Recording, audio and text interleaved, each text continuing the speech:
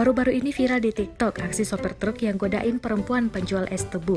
Video tersebut diunggah oleh akun TikTok @eyangsueboer08 pada Rabu 29 Juli 2020.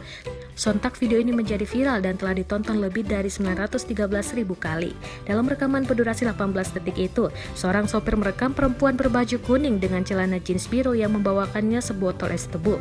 Dengan menggunakan musik happy asmara berjudul "Apakah Itu Cinta?", penjual es tebu nampak sesekali tersenyum malu.